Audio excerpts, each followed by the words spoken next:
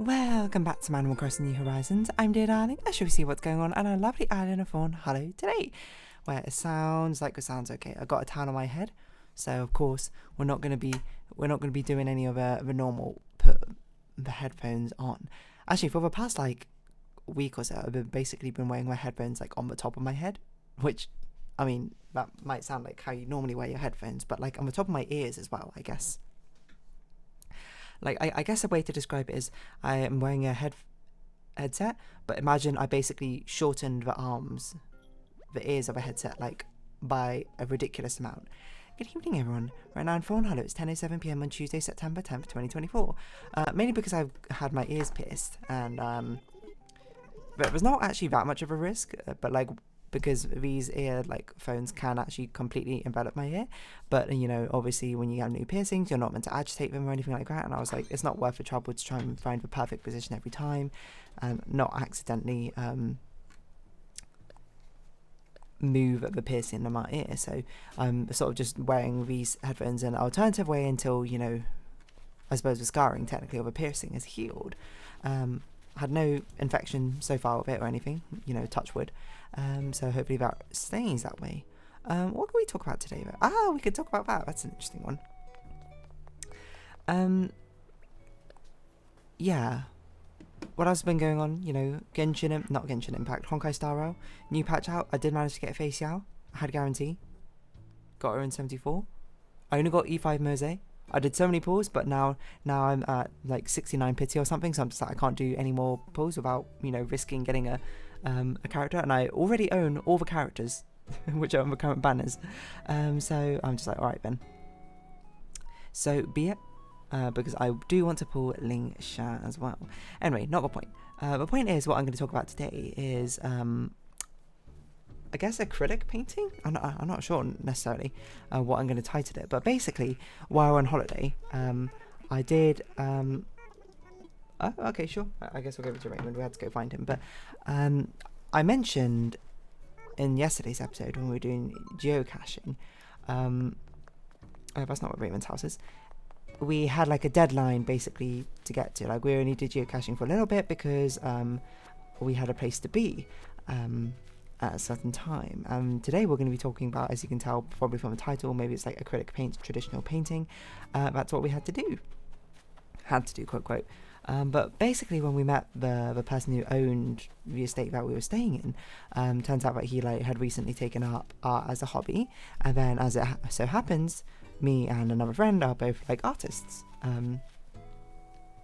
So, we had a sort of conversation about, what sort of artistry do you do? I basically only do and have ever only done digital art, but my friend, they've done a mix of traditional and digital stuff. So it was a nice little conversation, and he said that he's basically got this little workshop or art studio where he is learning to paint. He's got a painting tutor and everything. We were like, oh, that's really cool. And then he's like, oh yeah, do you want to come and see it at some point? And we were like, absolutely. And then this is a day. It was actually very sweet. We were just eating breakfast or something, and he came the day before, and I was just like, whoa, hello, what are you doing here? And he was just like, oh, is it okay if I come maybe tomorrow or something, and we can go to the art studio? Not to me, to a friend. A friend who was much stronger, I suppose, at traditional art than I was. I was just sort of chilling, relaxing, accompanying, if anything. And then, this is a day where he was like, all right, after lunch, came to pick us up, and we went to his little art studio place. Obviously he definitely has a little bit of money. I mean, you got to have a little bit of money to own even in Scotland, own that much land, I suppose, in the first place. Oh, he looks so cute in that, Raymond, to be honest. And I forgot what I was going to say now. To own that much land in that place. So of course we had the estate that we're staying in. He had his own house and other buildings about the place, all on his land, which I guess that's kind of the retirement dream, isn't it, to be able to own that much land. And then I think some of his children was living there as well. I don't know, it's probably the dream. But anyway, he had this really sort of cute art studio place. He invited us around. He showed us his stuff and what he's been working on. We were super cool. And then we basically just did a little bit of painting together. yeah, I'm not sure what else to say, but like he gave us some canvases, he brought out like some pencils and like acrylic paint. He had like other paints as well, I think, but mainly like acrylic stuff. I think he had oil paints, but then, you know, like I didn't make a choice to do acrylic or anything, but apparently acrylic like dries the fastest out of them or something. I might like reiterate, despite the fact that I do a lot of thumbnail art or something like that, I do not have an art background or anything like that.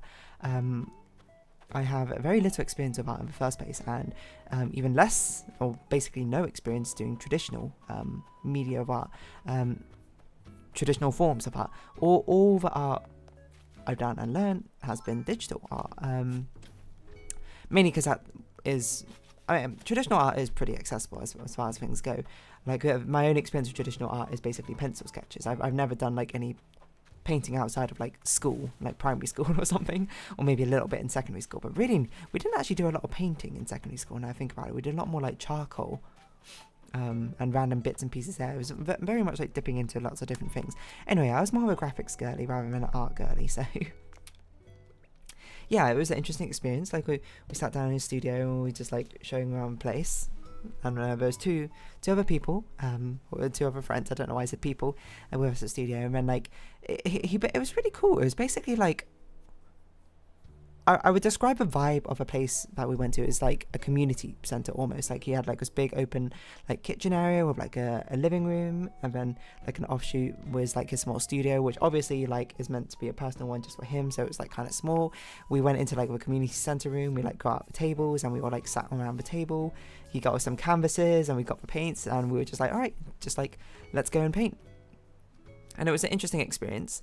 Of a really fun experience, to be honest. I can only really describe from my perspective really what happened. Like I don't know what, like my two other friends, they chose like some photos. I think that they wanted to paint one of them of like a picture of fairy pools, and that she took the day before, and the other one like a photo of a frog they took, was it that day? I don't remember. Me, myself and I, as my usual strategy goes for art, just being like, okay, I'm just going to think of a random concept and then like let's just draw that concept, I guess. And I think I can't remember the exact reason why. I think I was thinking about Epic the musical or something, maybe earlier that day or something. So I had a bit of Greek mythology on my mind, so like a little bit of Greek mythology, and I was recording back to my primary school days of what like I don't know why I'm telling you this whole story, but maybe you don't care, but here it is anyway for context. I was thinking back to primary school, like the Greek myths that we've been told, and of course we've had some other classic ones like Medusa and like Hercules or Heracles or whatever. But one of them, which for some reason I remember we were taught about, was the Greek myth of Narcissus and Echo. And I remember, like, that was a story which really, like, stuck in my mind, I suppose, like, the story of Narcissus. Like, I know you can read it like an Aesop's fable sort of way, being like, oh, don't be like vain, etc., etc., but I was just like, the concept of Narcissus is, like, it's like a really cool story. What can I say? It's, like, a cool, kind of, it's a fantastic myth, is what I should say. I don't know how to describe it. Obviously not great for Narcissus, or anything like that, but the concept of it, if you don't know, the TLDR, Narcissus, he was like a super vain person, was basically in love with himself.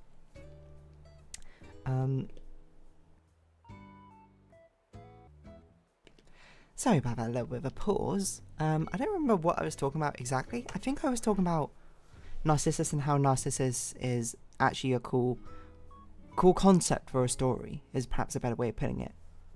Oh yeah, I was saying it was like not actually cool for Narcissus, but yeah, story of Narcissus, super vain. Basically just loved himself and loved himself so much that I can't remember what caused it, like if he was cursed or something to do so, but he saw his own reflection in like a crystal clear pond, and then basically could not bring himself to leave the pond because he just spent forever gazing at his own reflection in the water. That's basically what the myth of Narcissus, well, is, full stop. And yeah, and then apparently, like, he stayed off so long, he eventually turned into a daffodil, hence why they're called Narcissuses. And also, you know, being that sort of, that personality of being, like, vain, and whatever is, where the word narcissistic comes from. Anyway, back to Myth of Narcissus. So I guess because that was the last thing on my mind, and my brain was like, oh, you need to generate like an idea like now within the next like 20 seconds. My brain was like, Narcissus, okay, water reflection, let's make it natural because we're here in Scotland. I think I was originally going to do a duck, and I was like, no, swan fits better for like the Myth of Narcissus.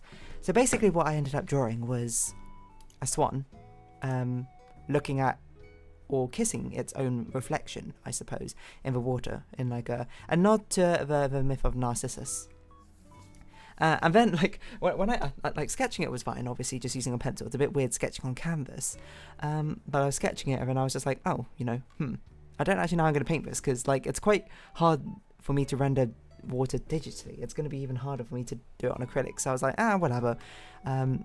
Like originally I put all like this background stuff in of like grass and weeds and whatever, and I was like, I'm pretty sure as I was actually painting it, I was like, I'm gonna have a difficult time actually doing that. So I was just like, whatever, I'll just make it abstract or whatever. So that's basically what it is. It's like a sunset swan, like looking down into the water with its beak like just touching the surface of the water and its reflection doing the same thing. But then, as I was doing it, like I sketched it out and I got some like cool ideas. One is like make it during sunset and have like the sun almost be like a halo around a kiss with itself, I guess. And then I was just like, okay, make the sun orange, and I was like, what colour will I make the water? I want to make it different enough so it contrasts, so I made it like a purpley thing. And then like as I was doing it, I was like, whoa, this is a really cool idea. What if I just leave my sketch here of the swan instead of actually painting it in? Because I painted over the actual like real swan above the water. What if I let the reflection just stay as a sketch? Then it's like there's a commentary there's like a message about, the Myth of Narcissus, like falling in love with an imperfect or like a different reflection of yourself or something. Which I was like, whoa, the law, the meaning. And then I was like, okay, how am I going to do like water ripples, make it look watery if I'm not going to render it like water? And I was like, why don't I make like this sort of like hazy effect with a paint where I just sort of like flick my brush into it and like get these like sort of jagged lines. Imagine like a glitchy effect almost. And then, I painted that, and I painted the background, and I was like, well, I've got like all this other time, what else am I going to do? So then I just started mixing random colours and adding them into the background of the sky. So then the orange sky and the purple water are now sort of like multicoloured. But yeah. And I think the reason I ended up choosing swans and this reflection of the water was like, some part of me was just like, the necks and the reflection of water can make like a cute little heart shape, and I was like, that's a cute idea, isn't it? But then it sort of like grew into this sort of story of Narcissus of a swan, and I guess a idealization of a self which you are not, Like that's, I'm not going to show you the picture. You can imagine it yourself. The core concept of it is there's a painted acrylic swan at the top, and there's like a sketch version of a swan in reflecting water, and they're just like Narcissus gazing into it. And that's like kind of the concept behind it. Just like, I don't know. I mean, art's meant to evoke emotions, make you think. In my opinion, it doesn't always have to, I suppose. Not all art necessarily does, but at least the art I create, at least I tend to want to convey a concept. And I guess that's kind of the core of a concept of what I had in my mind. This concept of like self-love, but like this twisted version. Or maybe not twisted version. You can see it in a negative light of like falling in love with it. The Myth of Narcissus, but falling in love with a version of you which is not real or doesn't exist. Or you can see it in like a positive light and being like in the concept of self-love, of being like, oh yeah, this is self-love, of you loving like an incomplete version of yourself, all the same. I don't know, whichever way you take it, I suppose, is, beauty is in the eye of the beholder. How you interpret it is, 50% artist, 50% consumer, or viewers, perhaps the better word. But yeah, so that was like my first time in maybe 15 years ever even like touching acrylic paints, where I was just like, this is thankfully the only one I ever used. Like, I've used watercolors I think in primary school once. I don't think I've ever done oil painting or anything like that. So acrylics had like a vague idea, and I was just like, how do you end up like I remember asking things, just being like, what's like, because in my mind I was like, if I was by myself I would just guess I would do this, but I'm like, I've got people here who've actually worked with acrylic paints before. why not actually ask? So I remember like one thing I was like, I'm not actually sure how I'm meant to mix colours in this. Like, do I mix it on the palette, or is this something where I can mix it on the canvas and layer it? Unsurprisingly, you can do it either way. The cleaning of a brush with the water. You know, he had like a fancy water pot which had like ridges on the bottom where you like drag your brush up and down it to actually like properly clean it off and that sort of thing. I don't know if I was meant to be cleaning like that or not. I don't know. Like at the end of the day, like the thing I ended up drawing is very much sort of like illustration based. Like you can tell, like you could probably tell that like a lot of my background technically, I suppose, was more of a passion in graphic design rather than necessarily art itself, or traditional art I should say itself. I think that sort of like translates from the like symbolic, not symbolic as in like metaphorical, symbolic as in like symbol based, shape based design thing I had going on there. Simple shapes and colours as a core concept of, you know, what I was doing. Anyway, so we had a nice time with that. We had like a nice chat conversation with the owner. My friends made some fantastic pieces of artwork as well. And yeah, honestly, it was just a really great time. To be perfectly honest, like just having a sort of like chill painting sesh. Obviously, you know, I do have chill drawing sessions with my friends every now and then. Often they're sort of like late night, and there'll be like 3 of us or so drawing, and you know, drawing away on Clip Studio Paint, and whatnot. I haven't had too much time to do as much drawing on Clip Studio Paint recently, but that's at least a theoretical core concept behind it.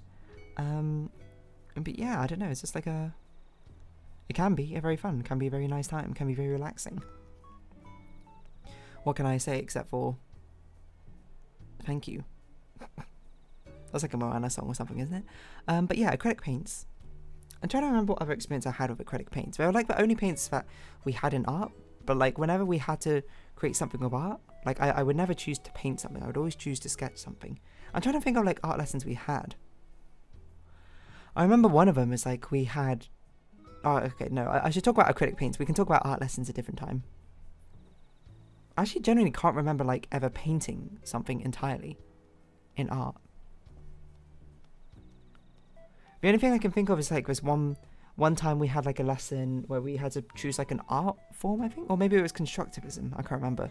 No, we studied multiple art forms throughout the year, and then like the final thing we had to do was make a project based on one of the art forms we saw or we studied, and then like do something from that. I can't remember, to be honest, exact thing. And then I remember at least the art movement I chose was constructivism, which I don't remember what it's about. In my mind, I'm just picturing architecture, but I don't think it's literally in constructivism. Let's see, constructivism art movement. Artistic and architectural theory. Constructivism art. What's the building blocks in constructivism? Abstract and austere. Okay. Well, what I made wasn't particularly abstract. I think it was based off like card seats or something. I remember bringing in a shoebox as like my platform and painting that shoebox to have like this red and black theme, and then I had like the cards like stacked upon it, like, oh, that was what it was meant to be. It was like meant to be like a parody or something, or twist on a house of cards or something like that. Anyway, I didn't actually make a house of cards. I just made like the cards like sort of spread out in like this weird sort of like slidey fan pattern. It's got nothing to do with acrylic paints. The only thing I remember is that painting that shoebox with acrylic paints. So yeah, that was maybe the last time I actually ever painted something with acrylic paints. I think I was so that must have been pre-GCSE, because I didn't take art as a GCSE, so year 8 or year 7 maybe? A very long time ago. So this is a nice sort of foray back into it.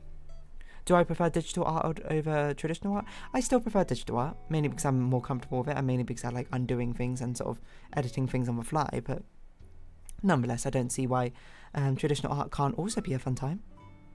Maybe at sometime if I have the time to probably learn it, it would be much more fulfilling in that sense as well. But for now, there are too many other things that I want to learn, so you got to pick and choose your battles, eh? Anyway, I'm going to round the episode off here. So if you have been watching, thank you very much. It's been Animal Crossing New Horizons. I've been Dear Darling. Likes, comments, subscription, shares, greatly appreciated. Socials, Discord down below. Hope to see each other again, but for now, it's our farewell. So until next time, bye-bye for now.